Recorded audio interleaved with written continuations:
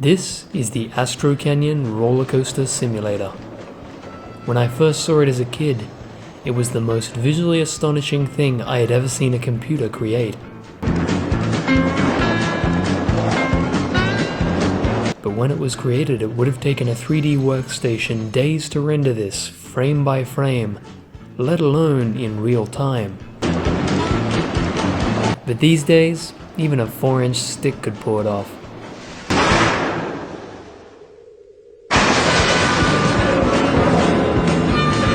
You know what to do. Let's find out if size really does matter.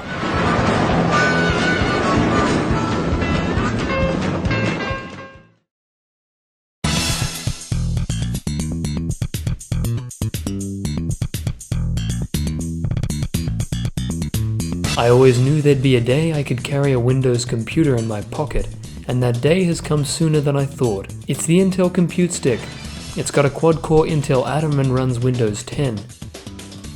But don't mistake it for an oversized thumb drive. Inside is a tiny Windows computer and an equally adorable cooling system.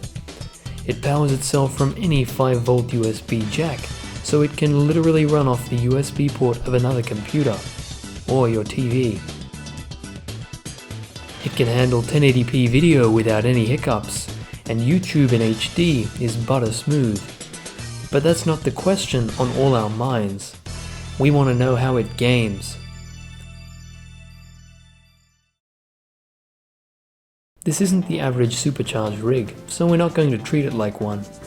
In terms of gaming power, it's somewhere between the original Xbox and the 360. So I'm not going to throw games at it like Battlefront or GTA 5. But I think you will be intrigued by its strange performance.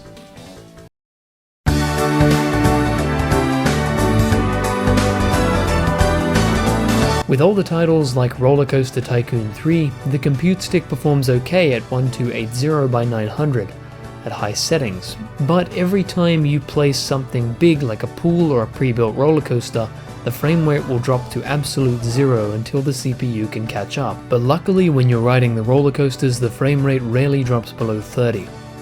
Despite being an old game, the Elder Scrolls of Morrowind seem to challenge the CPU of the Compute Stick more than anything else. No matter what resolution I ran the game at, I had to keep the render distance absolutely low. Even at 640 by 480, the Compute Stick struggled to keep a solid 30 FPS when the environments were a bit more complex. Half-Life 2 is an easy feat for most PCs, but for the Compute Stick it was slightly challenging. All the settings had to be lowered to the medium preset, but at 720p, luckily, the Compute Stick held a solid 30 frames per second, only dropping to that cinematic 24 when things were getting hectic.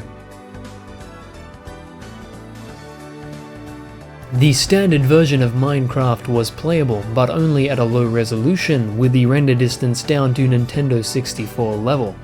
But even then, the frame rate drops were regular and noticeable.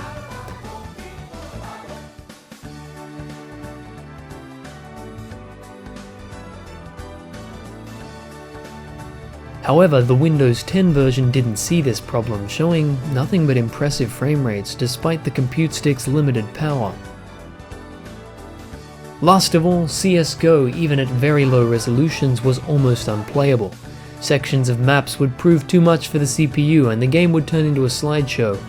Not exactly what you want in a twitchy game like Csgo.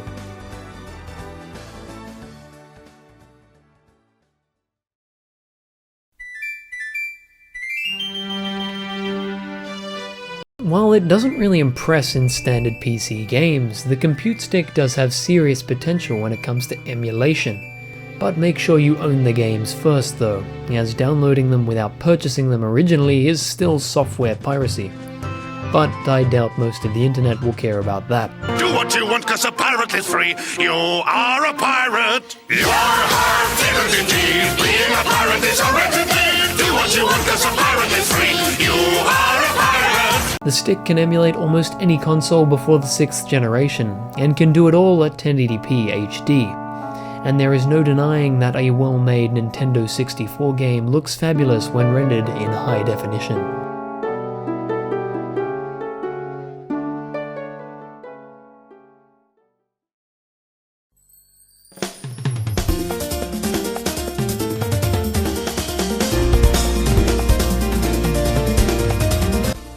This is one of the coolest gadgets on the planet because no matter where you go, you can have a full Windows computer in your pocket. And once you install VLC and feed it some 1080p video, you'll be impressed by how smooth it really is. It can handle PC games on the fly at standard def resolutions, but what we can't forget is that it can fully power itself off nothing more than a USB port.